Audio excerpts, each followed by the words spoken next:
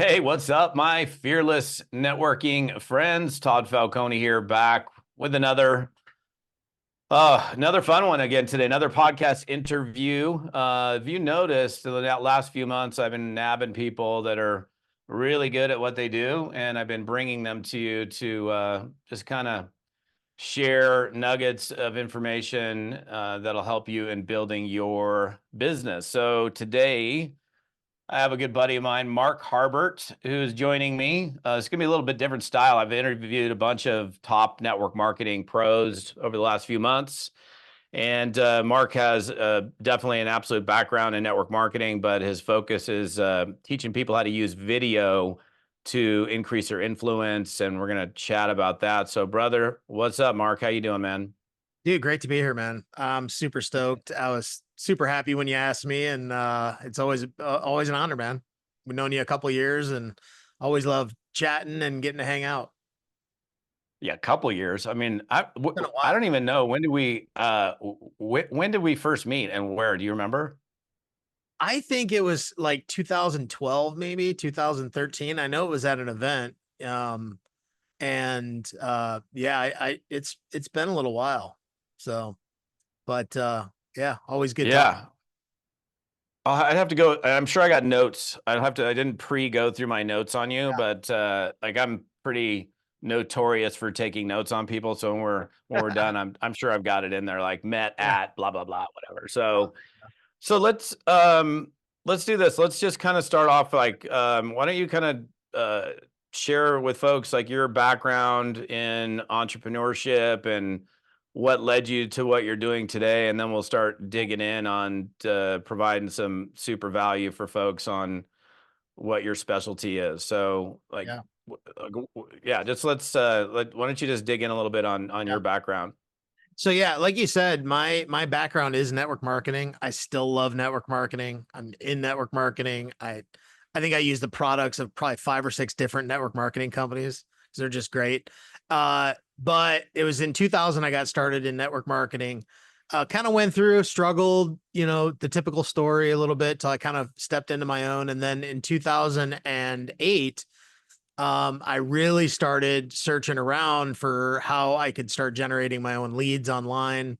And I remember I was looking at all these different programs and I came across this video of a guy on YouTube and he was promoting this phone broadcasting system, before it became illegal. And and so I'm like, okay, cool. That sounds like a good idea. So I buy the thing and test it out. Works horribly. It wasn't really that great. And then I was like, okay, well, let's see if I can, how can I generate leads to sell this thing that's not working very good for me? And I was like, how do I do this? And then I started thinking about, well, what got me to buy it? And then I realized I saw a video of this guy and I liked who he was. It just seemed like he seemed like a genuine guy and he had some real good product knowledge about it. And that's what got me to buy. So I was like, well, if he did it using videos on me and it worked, then maybe I need to start doing them. So I started looking at doing videos, which by the way was about 30 times harder to do back then than it was today. Now we just have a phone, No you doubt. video and you you used to have a camcorder with the fire wire to the PC where you had to you had to record it and then you had to play the video into the computer and record it at the same time, then convert it to a file and then you could post it. It was just total Oh, process. dude, I was shooting on a Canon GL2 and I think high eight, Yeah. so it was on a tape, and then transferring a tape to a computer. Like if somebody goes back to like if you're on my YouTube channel, for example, and you go way back, Yeah. oh man, I mean, I look at my videos from years ago, and it's actually pretty entertaining because it's like Yeah. poor quality. Yep. I didn't even think about like my background, like what's behind me, like my office. There's trash everywhere. Maybe not trash, but it was just messy. And yeah, man, things have definitely changed. So anyhow, that just kind of Yeah, made me no, laugh. it has. It's like totally changed, and that's like sometimes I'll be teaching some people like, well, I'm not techie. I'm like, do you know how to post an image on Facebook? They're like, yeah. Have you ever posted a selfie? Yeah. You can post a video. Yeah. It's gotten so easy now compared to what it used to be. But that's when I started, and it was like early 2009. I think I created my very first video and put it up, and I just kind of started, taking to video. And for some reason, I just realized that it created the best kind of leads. The leads were what made it so good was they see a video of me and then they chose to opt in or, reach out or whatever based on a video they saw of me. And that was kind of like the best lead you could get. And so I just So really put my head down and started going after it. So real quick, going to back then, when you say they saw your video and Mhm. they opted in, like where are they seeing your video? Are they seeing it on YouTube? Are they seeing it Yeah. on Facebook? Where are they at? YouTube primarily. That was even, then it was mainly YouTube.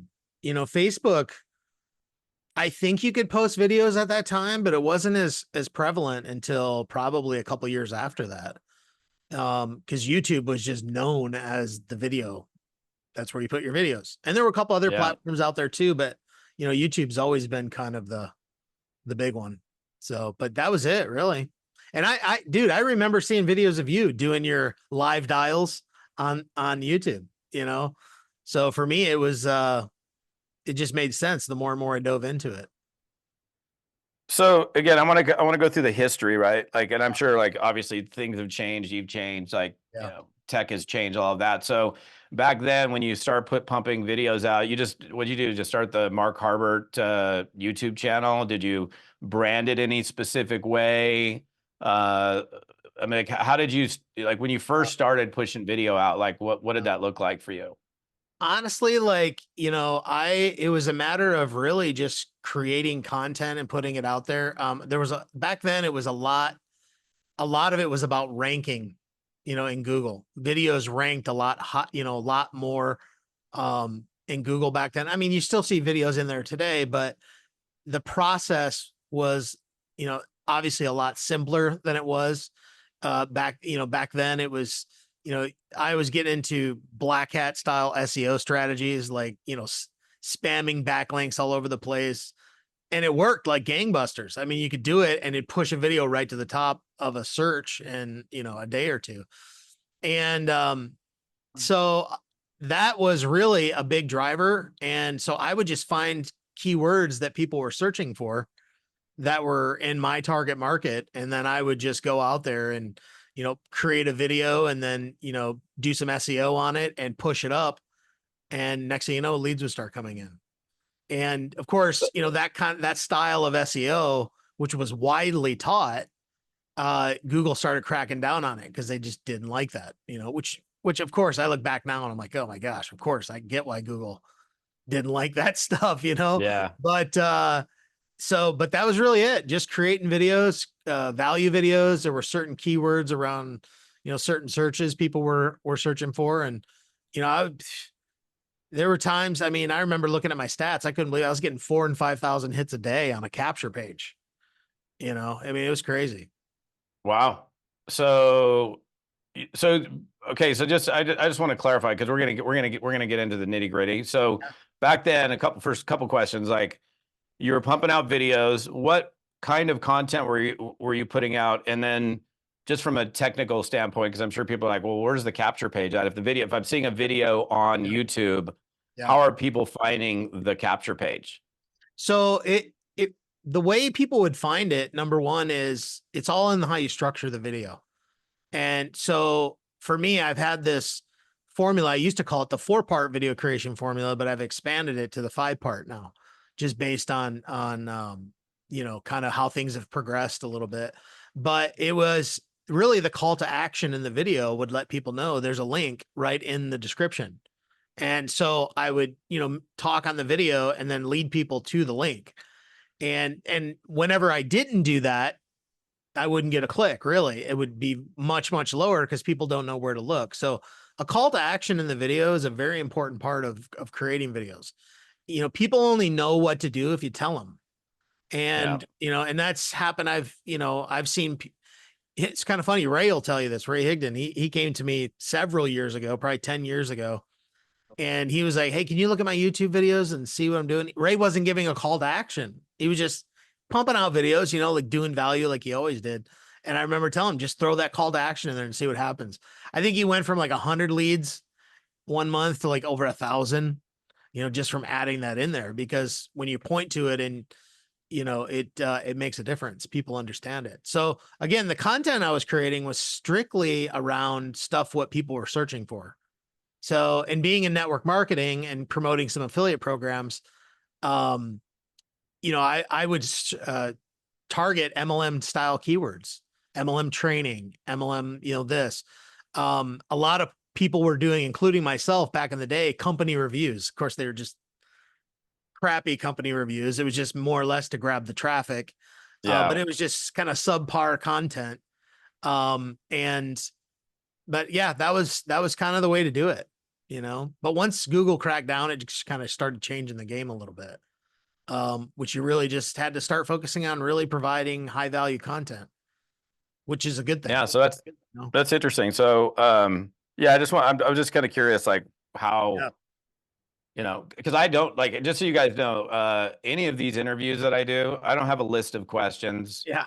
I'm just genuinely curious. Like, honestly, Mark and I didn't even we had no even pregame before this. We literally hopped on he was actually on the Zoom before I hopped on here. And so there was no prep at Yeah. all. So I'm like honestly digging and Yeah. curious, but I'm thinking like, okay, so what do you mean, like the whole capture page thing? So, Yeah. so people are like, well, there's no capture page on YouTube, and some Yeah. people may not even know what a capture page is. Like a capture Right. page, just so you guys know, is a page, like a simple website. Maybe there's a video on it, maybe there's not, and it's designed to capture someone's name and email address. So you're offering some type of value. Maybe it's a free lead magnet or a free report or free something, typically.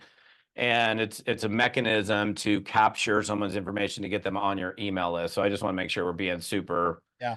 you know, basic and making sure that everybody here can understands that. So let's fast forward a little bit. So now, I mean, many years later, you've got multiple courses that you're doing. Your focus still is pretty much on using video to drive leads, influence, all of that. Like, most of my audience, I'd say probably 99% of my audience are network marketers. So like what kind of I'd be curious to just get into a conversation on like how we can help networkers based on Yeah. your experience, your expertise, and I mean, how should a networker use video Yeah. in today's market? So, a lot of people are familiar with the concept of a curiosity post, where you would post something on social and you get them to comment if, or say something, or if they want more info, drop info below, or, a certain comment. You can do the exact same thing with video. It's really no different. If you're using it for social, like, Instagram or Facebook, that's such a great way to do it. So you can create, content around it, around a certain topic that you want to talk about. And one of the ways that you can find topics also is do a little research and see what are the hot topics, what types of videos are really getting, traction, and then a call to action. So if somebody's getting started and they don't have a website, they don't have a capture page like we talked about, that's all you need to do. Create something, and then you put it up and solicit comments and engagement, and then you can follow up with somebody right in the comments, send them a message, whatever. And that's a great way to connect as well. So it's really not hard for somebody to get started. I think the biggest thing is just people need to know some of the basic frameworks of video, and how to structure them. And it goes a lot easier, but it's really not hard. The average person does not need to have a funnel to get started, and if you're not sure what a funnel is, just a sales funnel, we've all been through them. Everybody's kind of familiar with them, but it's just a matter of keeping it as simple as possible. Think of posting a video on social just like you would post anything else. You're just doing it in video. People know how to put Yeah. a picture out there. They know how to put a text post. Just do the same thing with a video. So Easy. you said something a moment ago, like researching hot topics. Like, Yeah. where does one go do that? Like, if I wanted to get, I mean, like, let's say I want you to say it. So, because Yeah. I'm interviewing you. So, Yeah. if you were looking at like Todd Falcone and you're giving me advice, you're like, and I want it, and obviously you know what I do for a living. I mean, I teach and train specifically on how to be successful in network marketing. Yeah. And I wanted to figure out like what are the hot topics for me? Where am I going to go do that research? So one place I love to do research is YouTube itself. I love to go to YouTube. And one of the things you can do is you could just type in something like something around a topic and then look at the videos. Look at the results. Look at, if you find results and you've got videos that have, 50,000 views, 500,000 views, a million, that's one way to see like what those topics is. And then you want to look at, okay, maybe there's a video and it's 2 years old. And it's got 500,000 views. I'd be like, okay, good topic. It's a little bit older. Over time, it's gotten views. Try to find something that's within like the last month or two that has a high amount of views. That could tell you a potential like hot topic to talk about in a video. You could take even a long form video and shorten it up on that same topic and do a short video. But one of the other ways also is find some of the top people like in your niche or even in whatever you're in a health and wellness company, find some top health and wellness people. They don't necessarily have to be in, say, network marketing. They can be in really any niche, and they don't have to necessarily be in network marketing, but if they have a big audience, you can go look at their content and see what are the things that are really gaining traction on their channel and, make your own video about that in your own words. That's a great way to find out what topics are, hot and what are really working. Pretty simple to do. So when you say channel, that channel could be YouTube, it could be Facebook, it could be Instagram, correct? Yeah, you could. And most people, like if you go to most influencers or people that have big audiences, you could go to their YouTube channel and more than likely they're going to link out to their Facebook or their Instagram or something like that. And you can kind of see how maybe they're using the other platform as well, to do that. So I go do some research. I'm a network marketer. I want to, start. Well, first of all, let's back up one step, just for total clarity. Yeah. What's the driving purpose? What do you believe the driving purpose would be for a network marketer to use video?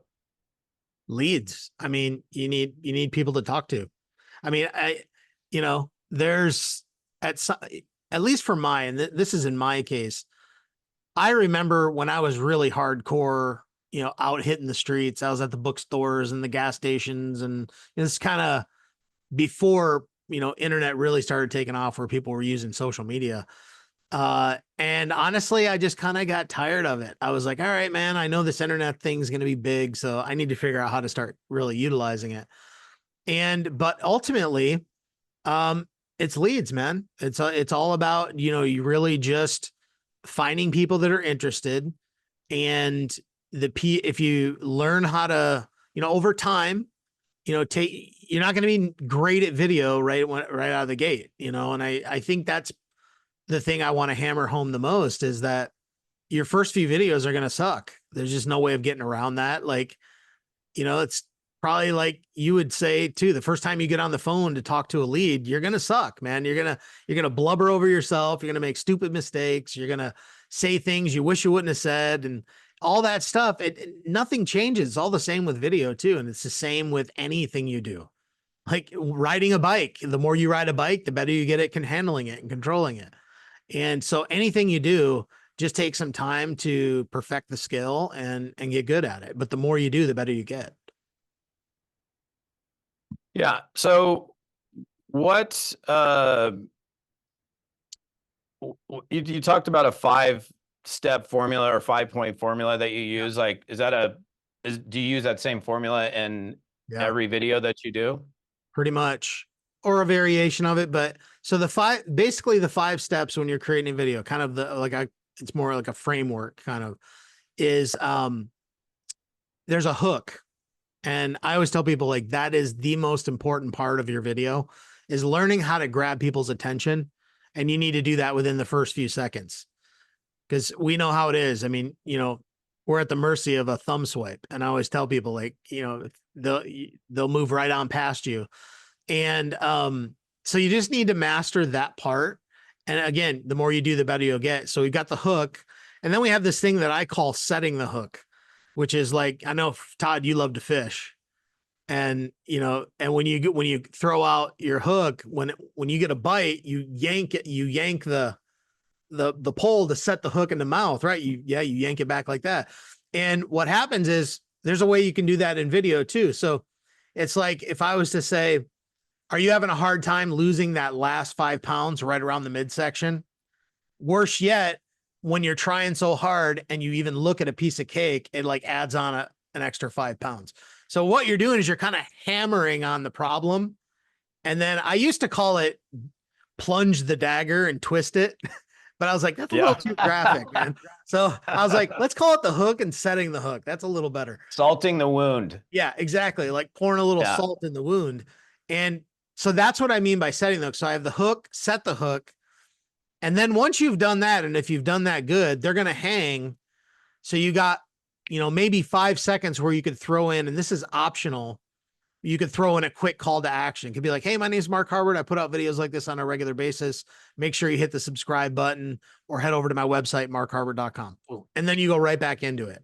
So, and the reason you have that few seconds to throw that in there is because if you notice, let's say you're on YouTube and you see a video, there's a good looking thumbnail. It's got a good headline. It pulls you in and you want to see what it's all about. But then you get to the video and guess what? You've got that 5-second video ad. You got to wait, or you got to wait to skip ad, or you even have to wait 20 seconds before they show the whole ad. The reason we watch that ad or we wait is because the hook pulled us in and grabbed us. You see what I mean? So we're willing to sit there and wait for a few minutes in order to do that. So it's kind of the same concept when you throw in an early call to action, because the overwhelming majority of people will not make it to the very end of your video. So that's why I like throwing that in. So we have the hook, set the hook, first call to action, and then we have the content. And that's part 4. And the content is where you just get into whatever you promised in the hook. It could be whatever it is, where you're going to share, 2 or 3 things or whatever. I've always said people really like listicle style content, which is, 3 ways to this, 5 ways this, 11, things to avoid, things like that. People like that. And in marketing, that works really well. So, but you deliver on the content. So hook, set the hook, first call to action, content, and then you have a final call to action, which is, that's where you could send people off to your website or whatever. You can reiterate the same thing you said in the first one. Maybe it's just a little longer. And it's, leading people there. So that's kind of the formula. I've literally been at events where I've had people who get billions and billions of views on YouTube. And that's essentially how they laid it out too. They might call things a little different, but essentially it's the exact same formula. So, like I said, I've morphed it a little over the years, and you can do that hook too. Yeah, for sure. For sure. So, I'm curious, like, do you know how YouTube determines like when the ad comes up? And, obviously, I mean, I've been on YouTube a ton, and like, in fact, I was watching a crypto trading thing, because I do a bunch of crypto trading right before we did this. And I'm watching this live, and in the middle of the guy's live, okay, here comes an ad. And then I end up having to press the skip button because I want to get back to the content. Yeah. What does it happen 15 seconds in, 30 seconds in? Do we even know? I don't really know. The only one that really seems consistent to me is, when you get to the video, there's usually a pre-roll ad on it, where you have 5 seconds and then you can skip it. But there's some ads too where they don't let you skip it. You just got to sit through it, but so I don't really know, but it's most people are usually, if, like you said, like I said, if the hook is really good, if you throw in a few little things here and there, they're not going to matter. I mean, I see it with big influencers that do brand deals, where they you know, right in the middle of the content, they go, and this video is sponsored by such and such. And then they take, you know, a minute to talk about it, but you're going to stick through it because the content they gave before it was really good. And you're, you know, it's like last night I was watching Creed 2 with my daughter, but it was on TV. So it's loaded with commercials. And you ever notice when you're watching a movie, you know, there's not a lot of commercials in the beginning, but you get down to the last half hour and it's like every 5 minutes they're breaking away to a commercial. They know because you're vested in the movie now, you know? Yeah. And so it's the same thing. It's the same concept.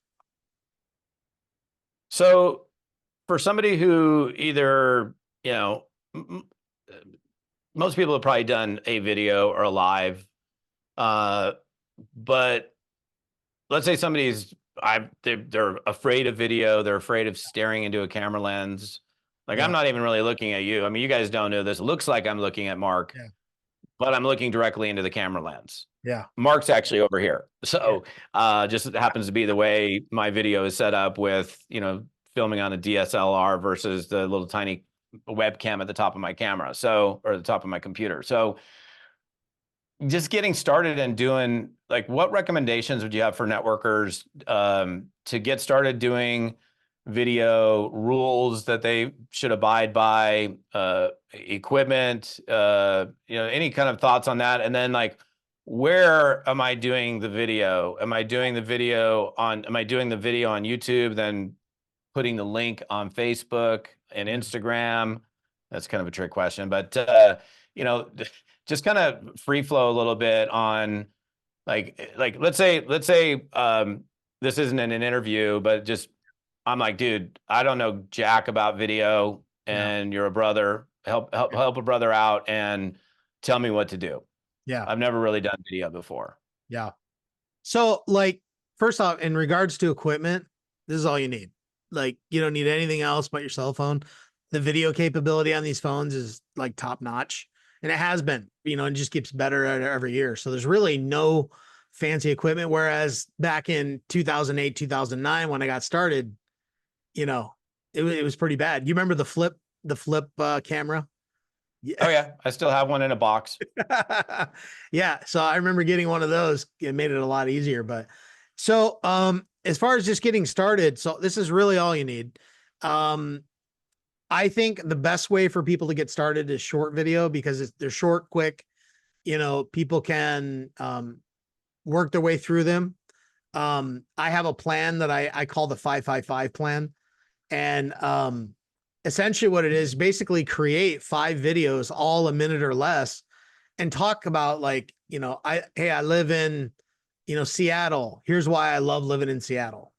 You know, create a 1-minute video about your family, you know, talk about, you know, your spouse, your kids. Do another 1-minute video about, you know, why you're passionate about building your business. Just those little things that people are comfortable with and they already have a depth of knowledge about. So create those videos, all 1 minute or less. And then I tell people, just delete them if you want. You know, the whole goal of it is just to get you, you know, kind of used to the camera. So you just turn it on, put it on yourself, and start, you know, talking. And then from there, the next 5 videos, same thing, 5 1-minute videos, another, you know, group of topics. And then I tell people to set up a Facebook test group. It's just a group that nobody's in. It's just you. Do 5 more videos similar to that, and then post them in the group with a headline. So you get used to the idea of posting. So you get familiar with it. And then the third group of 5, that same Facebook test group, which is very easy to set up. If you don't know how to set up a group, just go to YouTube, type in how to set up a Facebook group, and you'll find somebody will show you. Then I tell them, go live in that group with right on the app, or, you know, on desktop, however you do it, and 5 similar videos, 1 to 2 minutes long, and just go live. And if you do that and you're brand new and you're terrified of video, by the end of that cycle, you'll realize it's not that bad. I have people that go to do that. They get 3 videos in and they're like, this is not bad. I got it. I got this. You know what I mean? And where they literally, and then they're ready to start posting after the 3rd video. But this at least gives people, like, if you're really, you know, really shy or really fearful, this really, you know, provides that path, and it's super easy. Yeah, it's like there's no audience and you're No audience. literally talking to yourself. Yeah. And So I've had people that have done it and they just like, man, this is a brilliant plan. It works. It really gets you over the fear pretty quick. So yeah, it's like a rehearsal, you yeah. know? Yep. Yeah. Exactly. Yeah. So Um, it works. I'm curious real quickly your thoughts on live video on Facebook versus recording a video and putting it on Facebook. Not a link, but taking the video and actually uploading the video on Facebook in terms of like reach, I mean, are they the same or Yeah. different? I personally have never seen a real huge difference in the two. Um, I'm a fan of live video because I think it's a cool way to interact with your crowd. But I think the real power in the live video is not in the actual live, it's in the recording of it. And so that's why one of the things I tell people when you are doing live videos, like keep the idea of the fact that the recording is going to be up after you're done, and more people will see that than maybe on your live. So, if you do a live and you only get 5, maybe 10, 20, 30 people, whatever it may be, there's going to be way more that'll see that. So one of the things you keep in mind when you're doing a live video is a lot of people hop on and they're like, all right, what's up, Johnny? What's up, Susie? Good to see you. And they spend the first minute or two welcoming people on. But if somebody sees the recording of that, they're not going to want to sit through you're keeping that same thing in mind. Remember the hook. Yeah. That's it. So you really want to, the second you hit live, you want to get right into it. Just go right into the content. And you can still interact with people on a live, but it could be like, as soon as it hit live, you go into it. And then as you see somebody come on, like, Tom or something, you get right in the middle of your content. You could just say, hey, Tom, good to see you, man. And then you just get right back into it. You know what I mean? And if people start asking questions or things like that, of course you can still, interact. But the key is get right into it in the beginning. And that way you're thinking ahead with the recording, because that's going to be the most valuable part. Yeah. No, my experience has been, and I don't know, I have no idea. Yeah. Tons of live videos. Let's just say that. Like, Yeah. I'm not going to go count because that would take me like a week or something. But the idea, like, I get way more views after than I do live. I mean, there's some depending on, now we'll talk about this as well since it's on my mind. Like the subject line, the headline is going to determine who's going to look at it. So Absolutely. I'm curious to know from your perspective, like I think about what I'm going to, like, I don't just say, hey, I'm going live right now, come and listen to me. Right. Right. Like, it's like, so I think about, in fact, every post that I do, whether, if it's a question, curiosity post, if it's a thought-provoking post, if it's a whatever it is, I don't go, oh, I had a nice sandwich today. Yeah. So let's talk a little bit about getting eyeballs on your content and stopping the scroll, Yeah. whether it's on YouTube or on Facebook or TikTok or what. I don't do TikTok personally, but regardless of the platform. So let's just use Facebook as an example. Like if you're going to go live on Facebook, you want a good headline. That is definitely going to grab people's attention.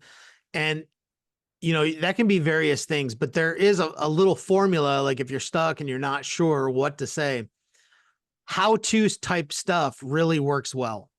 Okay. It doesn't necessarily mean you have to show your screen or whatever, but there's a formula you can use for a headline if you're kind of stuck, and it's the how to blank without blank formula. So it's like how to lose 5 pounds without dieting or starving yourself. So I usually say it's like how to get all the cool stuff that you really want without doing all the sucky stuff. That's kind of how you define that. So if you need something, use the how to blank without blank formula, and that's a great way to do it. But that is definitely going to pull people in, and you need that. And I've seen people that go live and they don't put any headline in there. I'm like, why would I stop? I have no reason. I have no idea what you're talking about. Like, so that is a very important part as well. but it doesn't need to be long. I mean, one sentence, if that, you just want something that really pulls and creates some curiosity to get people to actually watch it. So not a hard process, but again, goes back to the more you do, the better you get. And Yeah, heck, yeah. if you can't come up with a headline, run over to Chat GPT and ask it, you know, and you can come up with some ideas there too. Yeah, no, Chat GPT is a little bit of a game changer for sure. Yeah. Or a lot of, I'll just say maybe a lot of a game changer. Yeah. I mean, I'm on it. I'm on it pretty much every day for something. And you So said too about like, I'm like you, like if I'm going to go live, I do plan out a little bit about what I'm going to say. And so what I'll do is, um, I'll think it through. I use Chat GPT. I'll go in there and I'll prompt it to give me a couple title examples and also what are some 3 key points that I could talk about, and it'll give me suggestions. And then if I want to do 3 points, 3 major points, I'll usually ask it for 5 or 7 points, and then I'll pick the ones out of there that I think are relevant to what I want to talk about. I'll have a general topic in mind, but it just helps me brainstorm. Like, oh yeah, yeah, that's for a great sure. point. And then what I'll do is I'll just take it out, put it onto like a little notepad or whatever. And if I'm sitting at my desk here, I'll put that little notepad like right here under my camera. So all I got to do is glance at it, while I'm talking. Yeah, that's a really good point. You don't have to, I've never scripted out a video, Right. you know, and I've been doing videos for a long time, so you can't look at me or Yeah. Mark necessarily. And I mean, if you're just starting video, having like I will tell you on long form videos, uh, I took this piece of cardboard and I cut out where it exactly fit on the camera perfectly. It fit Yeah. perfectly on the camera. And so it was this big square box. So I could have like these pieces of paper taped to it. I probably still have it somewhere in my office, I think. And so if I'm sitting here talking to you and I could literally just glance my eye to the right and Yeah. then there's a word or a tiny little phrase and I could go for the next 10 minutes and I could look over Yeah. here and I would do it like in a circle on this piece of cardboard. That was my super high tech what do you call it, teleprompter, if you will. So or maybe a trigger prompter would probably be the Yeah. more accurate word, because it's not like anything is scrolling through. So, Yeah. and you could honestly, for those of you guys that are looking or watching this or listening, I mean, I could just glance down here like for a second, it's like, Yeah. or glance if, my computer screen happens to be here. So I could glance to my computer screen and have a Word document that's up with big font and Right. do something like that. But again, in my case, I'm shooting on a camera here and I have a 36-inch monitor over here. So most people would probably, be shooting off of, the webcam on their laptop, for example. And at some point, I mean, there's no like the video quality. Like I'm shooting in 4K on a DSLR camera. I have a wireless mic. At some point that you can certainly up your quality, but these things, man, these things are amazing. Like, and I still do tons of videos on this. I'm curious, since Yeah. I'm holding this thing, Yeah. this versus this. When do you determine this versus this? Yeah. That, Vertical versus horizontal. yeah, it's a good question. I mean, so much of it is like vertical these days. I don't know that I necessarily know when. Sometimes if I know I'm going to go live on like Facebook and YouTube and maybe even Twitter or X, because I'll use a multi-streaming platform to do that, but I'll just do, horizontal. And then if I'm going to do something like a short video, I'll obviously use the vertical. And it works with all the platforms. But one of the cool things is too, I have this, which is like I can put it on my computer, but it's a little thing I can stick my phone in there. Because on the Mac, they now have this, where you can connect directly to the phone and use that as your camera. And I can just have it right up here or whatever, you know. So there's very little things that you need, but I think for the most part, I usually do a lot of horizontal because I prefer YouTube. If I'm going to create content, I like putting it on YouTube because YouTube kind of lives forever. Facebook, it's like you could do a video and it falls down the feed, after 24 Yeah. hours, you know. Yeah. So I really like going at video with the idea that I'm going to create content that I want it to last. I want it to be evergreen in nature where, you know, 5 years from now, people can search it and find it, and it'll still lead people back to my website, you know? Yeah, I was doing a training last night, and some lady was like, "Oh, I watched your business opportunity spoof video with Buzzy Boxer." And I was like, "I did that a long time ago." And I looked at it, and it was like 18 years ago, It's crazy, which man. is insane. The original Buzzy Boxer video. So yeah, I mean, that stuff lives forever. So Yeah. you mentioned something about a streaming service. Yeah. Are you referring to what, StreamYard, or Yeah. You can use do you use something StreamYard. else?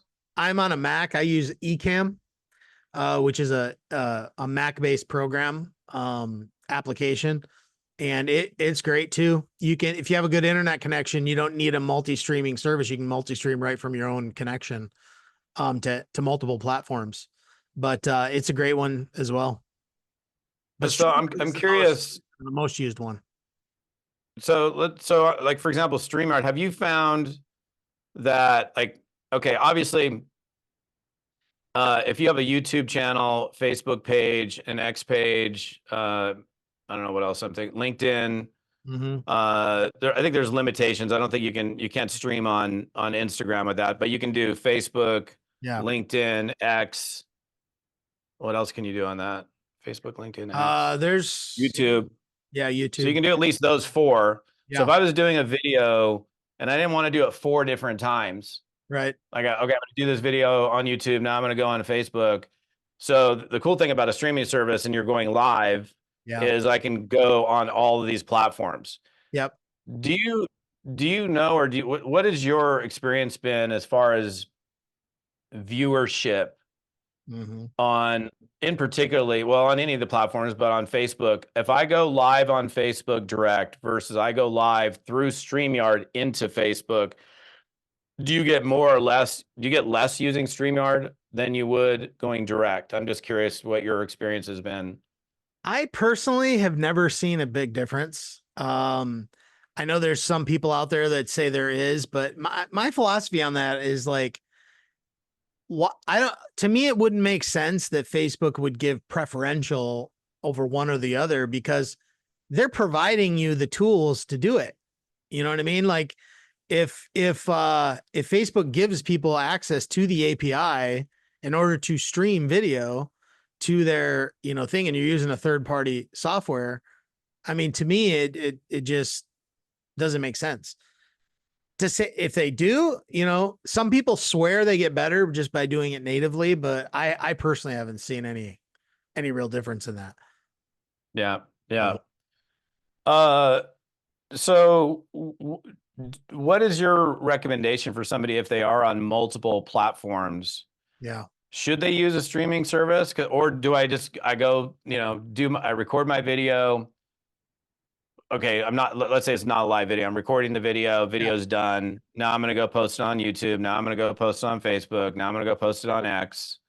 Yeah. Versus, I mean, with Ecamm, are you going live and then streaming, or can you pre-record and then push those out to those different locations? So one of the other tools that I use, like if I was to do a recorded, let's just say I'm going to create a short video and put it up on YouTube.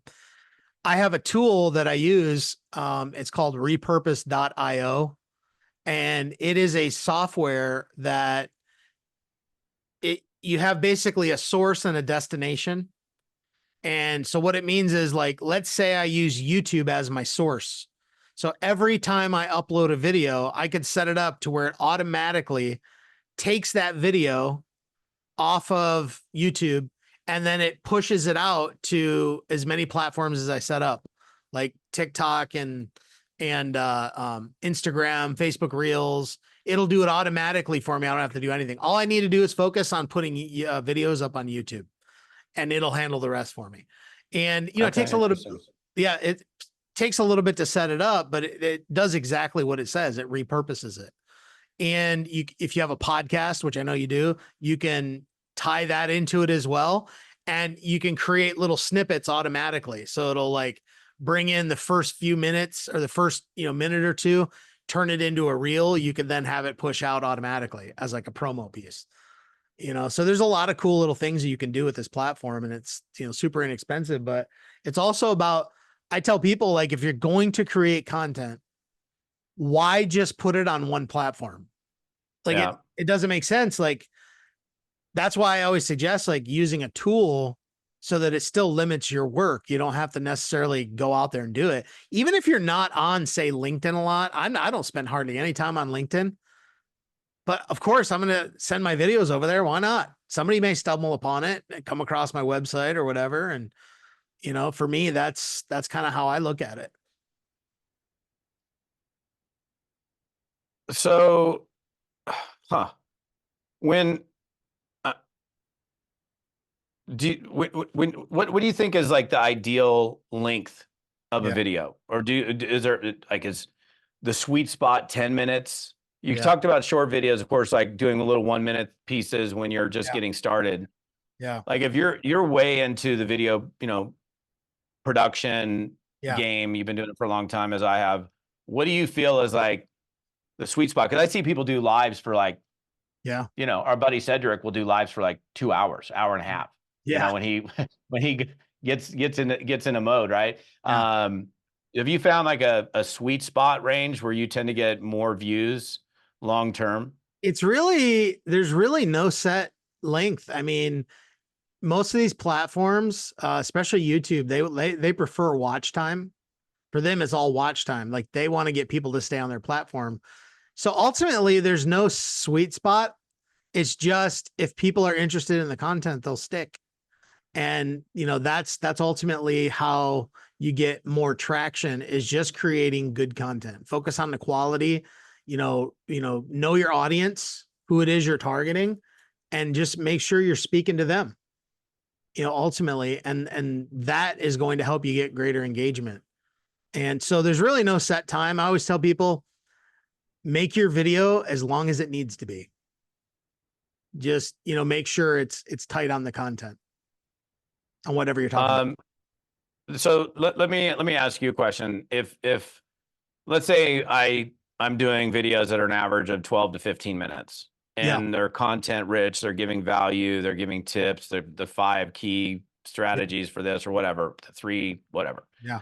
Uh, and you ultimately want to have that broken down into reels or shorts. Are you manually doing that editing, or what do Yeah. you, is there a software that you use? Like, how are you personally doing it? So my Or do daughter, you do it? yeah, my daughter works for me. Right now, she's not been doing much because she just started college and she's like completely overloaded with that. But normally what we do is I usually will go live and I'll take the recording of that, give her the recording, and I load it into a software called Descript. I don't know if you're familiar with it, but Yeah. Descript is a great editor because you load it in there and it transcribes the whole video and you actually edit the video based on the transcript. So, like, let's say you make a mistake, you can delete that line out of the transcript and it removes it from the video. And so, what she'll do is load it in there and then she'll read through it and just pull out little, clips. And, and usually, if I do a 20 to 30-minute live video, she can pull out anywhere from 8 to 12 videos, short clips from it. And And what's the length that you typically do of the shorts or the reels? Is there a specific length that you? I usually, 60 seconds or less is what I shoot for. That way I know it'll go on Yeah. all platforms. Yes, Yeah. on Facebook Reels and Instagram, I think you can go 90 minute or 90 seconds, excuse me. But YouTube only takes 60 seconds or less for a short. Yeah. So I Yeah. always try to keep it so they can be used everywhere. So I've used Descript. I was paying a guy $1,000 a month Yeah. to take my videos that I put out every week and then cut it into shorts and shorts slash reel slash, whatever. Yeah. And then add captions to it. Yeah. And then I started using opus.clip. Yeah. That's what I've been using. And I can literally take my Vimeo link or YouTube link, put it in there. The AI does its thing. And like my average video time is probably about 15 minutes. Yeah. And it'll turn it into, I average probably 12 to 15 reels out of it. And you have to do a couple little edits, but Yeah. I mean, I'm saving a G a month. Yeah. So whether it's I've used Descript. I'm not currently using it, but Yeah. Descript, Yeah. Opus.clip, and I'm sure there's several other platforms. But Yeah. you don't have to. I mean, that's a big game changer. It's like, I Yeah. mean, to some extent, I feel sorry for these guys that, that's a job that AI has definitely stripped away from, because there was two different dudes that I had working for me Yeah. over different periods of time. And, after I discovered Opus.clip, I'm like, bro, Yeah. I mean, this thing does it for me. And, Yep. and it's actually pumping out more content for me than you're able to pump out for me. And it can get Yeah. it done in like 10 minutes. Yeah. It's Opus is, I haven't used it in a while, but I got to go back over and check it out again because it's been a little bit since I've used it. But yeah, I mean, it's AI has just changed the game. Like it's put things back. I mean, it's given the small guy an opportunity, to really create content and get their stuff out there. So I love that. I definitely got to check out Opus Clip again. It's pretty cool. That's what I've mainly been using, but I have a Descript account as well. I'm curious, in your business, like, since we're, at subject of AI, well, I just Yeah. brought up the subject of AI. What do you personally use in your business, AI wise? Obviously, ChatGPT, Descript. Are there any other things that you found super valuable? Chat GPT is definitely the number one thing that I use. I really work, I focus a lot on creating really good prompts. So like I have a membership and we've got several hundred members. One of the things that we've done in there is training on AI, but training on writing really good prompts. And I have a prompt that I built out. It's a big prompt, and it's the biggest thing I always have issues with is who's your target market. And so I created a prompt that can just plug in two little things, and it'll create this amazing report, on how to their customer avatar. So that's definitely my number one is Chat GPT. I have the paid version of it, totally worth it. It's $20 a month to me. It's no brainer. And then some other AI stuff, Descript, which we mentioned. There's a lot of great stuff on there. I always go back to Chat GPT though, because I mean, so much of the tools out there are based on Chat GPT anyway. They're just tapping into their API and doing it. So as far as any other tools, I think that's pretty much it. Like I don't use a ton of stuff. I've tried a bunch of stuff, and I actually, because I have a blog too, which same as you, and I like to put articles on there. And but I don't like necessarily sitting down and writing an article for 4 hours. So what I do is I'll take the transcript of a video that I do, plug it into Chat GPT, and tell it write an article for me from the transcript, keep the wording, the style, the tone, keep it all the same, and use it as the basis for creating an article on my site.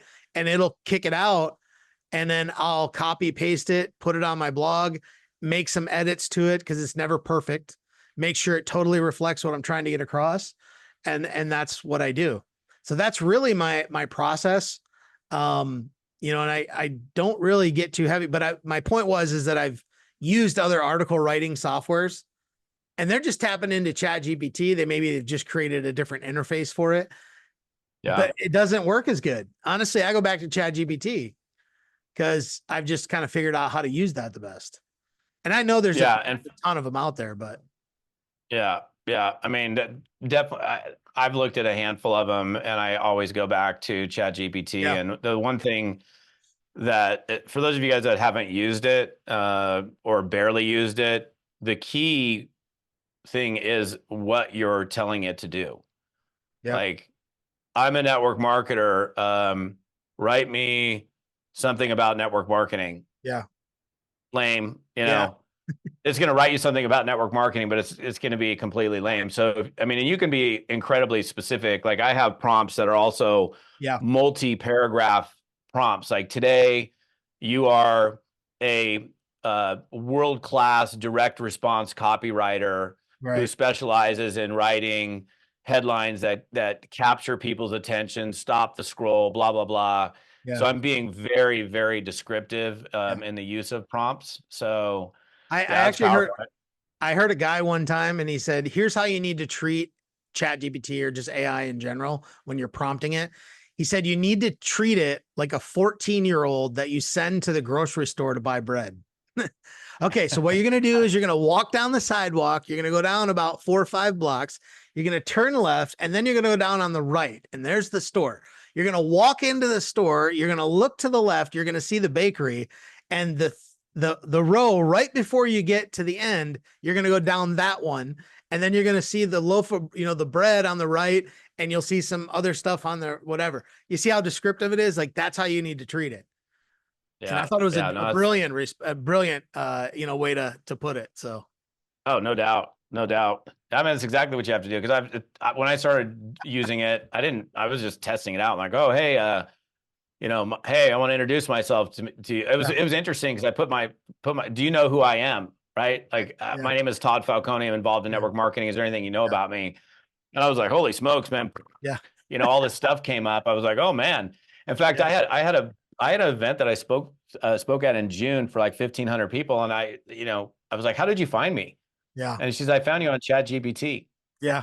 I've had 2 clients who found me on ChatGPT by going, okay, top network marketing who are the top network marketing trainers in the world? That's awesome. And I was on that list, and I just kind of found that fascinating. So, I mean, it's pretty amazing. Search tool as well, like just for finding out intel information. So if you haven't used it, it certainly can be I use it rather helpful. I brainstorm everything with it, and it's been such an amazing tool. But I don't know, it was about a year ago when ChatGPT really started, maybe a year and a half ago when it really kind of exploded on the scene and everybody started using it. And I just remember like asking it a question out, and Ray Higdon, like he's notorious for creating a video or 2 a day. Like he does videos literally daily. And the one time I just asked it a question, does Ray Higdon do a video every day? And then I took the screenshot of the answer and I went over to Canva, but I doctored it and I put, does a bear shit in the woods? Of course he does. And then I posted that on Facebook and it just got a ton of engagement. It's hilarious. It wasn't real, funny. Yeah, you just gotta have fun. No. So going back to this has been super awesome. Like, I mean, yeah, I've been taking down a bunch of notes, and I'm gonna use this as well for myself. But again, speaking to this audience, like this audience is mostly network marketers. Yeah, and you're like, okay, guys, this if you want to get good at video, and we'll give resources as far as like where to find you when we're done here, but like what other tips can you provide this audience to, use video to increase their influence, their lead generation, their engagement? Like, I'll let you just kind of freestyle for a few and maybe give some of your best video tips before we wrap up. The best advice I could give is you definitely need to get out there and just start creating. The best thing you can do is, like I said, at first, you're not going to be good. If you're just starting out, it takes some practice, but the more you do, the better you'll get. And you can improve as you go. I always tell my students, like, you can't steer a parked car. It's impossible. It's not going anywhere. So there's nothing you can do to, improve upon.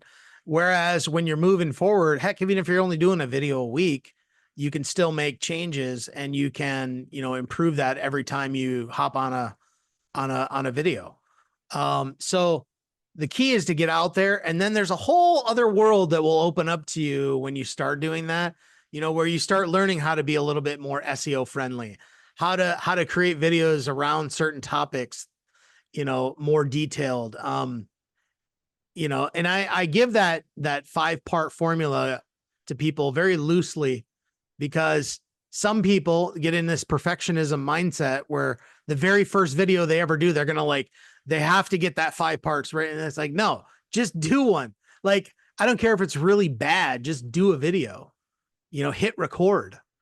But I think personally, getting people to hit record is the biggest battle there is in this whole thing. And I've been preaching this message for the last, 12 years, when it comes to video, but it's still something people deal with. I was just at this event I was speaking at, a couple days ago, and I asked everybody, raise your hand if you've never done a video before. Probably had the crowd was maybe about 100 people, 110 maybe. Um, and I asked people, and probably, geez, 20 or 25 people, hand went up. How many of you have created a video, but you're not really doing it? 40 hands went up, Wow. but you're not, I mean, it's just, it's the same question I've been asking all these years. And although video is very prominent, it's still highly underused. So that's my biggest tip is if you're not doing it, you're missing out, because 92% of internet traffic is video traffic. 92%. That's crazy. 92%. Yep. So if you're not using it, you're at a severe disadvantage. Oh, for sure. For sure. So one thing that's just popped into my mind, like, because I see people, this drives me nuts. And these are like professional people that are pumping out videos. Like when you're staring at this thing and you're doing, like, let's say you're in selfie format where you're looking, you're seeing your image. What happens is your eyes are naturally drawn to your image, like the reflection of your image, like you're looking in the mirror. But when you do that, you're not giving eye contact. You're looking down here. Or if you're on your laptop, let's say this is like the camera that I'm looking at is my laptop, little laptop lens. Well, most people are down here doing this and they're talking down here. And it's just like, dude, you're losing. It's like the eyes are the windows to the soul. So it's hard. I'm going to tell you right now, you're naturally going to be pulled down here. It's just the natural thing. You're going to be pulled here, but you got to force yourself to look into the camera lens to get that real person-to-person contact. So I just wanted to kind of throw that one out there. And I got another question, man. So I was having a conversation with a buddy of mine, I don't know, probably a week and a half ago. Puts out really good content, like really good, valuable content. He's probably got 35, 40,000 YouTube subscribers, maybe a little bit more than that. I don't know the exact number. And his views are like not that great. Like he's getting like a couple hundred views on a video. And I'm like, like because I know we've got some people on here that are not like novice video people. Like if you got somebody who's got a YouTube channel and they've got a decent, 10,000, 20, 30, 50,000 subscribers, or, or an Instagram page where they got 25,000 Instagram followers, not paid for, organically created, and they're pumping out good content, but they're looking at their views and they're like, what the hell? Like, what kind of advice, tips would you give to increase viewership and engage? I mean, like that, and I'm sure there's a bunch of people that are like, it's one thing. I mean, we all know Facebook has changed and it's like not the same as it was 15 years ago or even 10 years ago.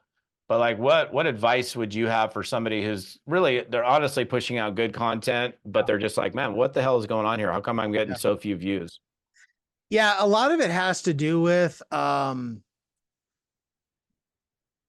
one, put a focus on creating good content. Now, I'm speaking to people that aren't necessarily brand new here. If you're brand new, you just need to get creating. And again, you can get better as you go. So don't get hung up on the idea that what I'm about to say applies to you, because it doesn't. But eventually you want to start moving into creating higher quality stuff, really putting some thought into it, thinking about what you want to give out there. And that over time makes a big difference. But really, the amount of subscribers somebody has is completely irrelevant. It really doesn't matter, especially on YouTube, because if the content isn't even interesting enough to the subscribers, and some people have gone out and purchased subscribers, and had subscribers on their channel, which is the worst thing you could absolutely do, because you're not getting people who are genuinely interested in your content. It could be for whatever, bot traffic or whatever, but that could be partially it, or just a lot of the subscribers have become disengaged, and so that is, I guess, normal. And it really depends on what your niche is too. I mean, I know the make money online niche, network marketing, there's a lot of people, there's an attrition rate, and people over time, they may subscribe to something, but they're not really active anymore. And eventually that kind of, hurts a channel, or I don't know if it necessarily hurts it, but it definitely doesn't help it. Let's put it that way. So in the end, I mean, one of the ways that you could get views is, if you have a group of people that, as soon as you post that video, send it out to people you think will benefit. If you have any audience whatsoever, if you have a Facebook group, you can, post it in the Facebook group with the link to the YouTube video and tag everyone and, have them go over and check it out. That's a cool way to get some views to it right away. And that'll certainly help the algorithm. But it's hard to say. The algorithms are finicky, man. There's a book that I do recommend if people really want to study the algorithm, which I'm not one of them. I don't like to, but there's a book called The YouTube Formula by Daryl Eves. And I think Daryl Eves, right, Todd? I think he was. I don't. Yeah, he's a good guy. I interviewed him, I don't know, 2-3 years ago. But if you ever seen that show, The Chosen, he's one of the executive producers of that show. But oh yeah, okay. Super smart guy on YouTube, like really super smart. But he has that book called The YouTube Formula, and it talks all about the algorithm. So if people ask me questions about the algorithm, I'm like, I'm not going to talk to you. Go buy the book. Yeah. Like, one final question, just curious. Hashtags. Yeah. How big of a role do hashtags play on the different platforms? Yeah. I don't think they play as big a role as they used to. And everything that I've, read and seen, people have manipulated hashtags, to get, traffic. And now with AI and all these platforms are integrating AI, it's so easy for them to find out what the video is about just based on the transcript alone. That's going to push it out more. Like if people are creating a video and it's on topic A and they put a hashtag that's all about topic, Z, they have nothing to do with each other. The hashtag's not going to matter because the video content, they're going to be able to look at that and see what it is. You know what I mean? So it's almost like black hat SEO to some extent, right? It is. I mean, and so all of that stuff has really been kind of, now I'm not saying don't use hashtags. I still think they can play a role and they do help as far as, categorization and things like that. But I don't think they play as big a role as they used to, just because, there's spammers and scammers that always abuse that stuff and ruin it for everybody. So I'm sure some people are Googling black hat SEO. They're like, wait, what are you talking about? What is that? So there's white hat. That's the good guy. And then there's black hat. And that's the bad guy. Yeah. Essentially, black hat is doing things that manipulate the results to your advantage. Whereas white hat is doing it in a way that is in line with what the platforms want in the first place. Kind of like clickbait. Yeah. And that's why back in the day, I was doing black hat SEO on YouTube and it worked like gangbusters until YouTube said no more. And I've never done a black hat thing ever since because like, this really isn't, I shouldn't be doing this anyway. So it worked for you for a little while. I mean, worked for a while until they outlawed it. Yeah, exactly. So we got the Google slap. Yep. The slap. We've been around for a long time. We've seen all that stuff. So yeah, no doubt. No doubt. So dude, I appreciate you, man. Yeah, for sure. And I know my audience does as well. By the way, if you want to find Mark, you can just go to his website, which is markharbert.com.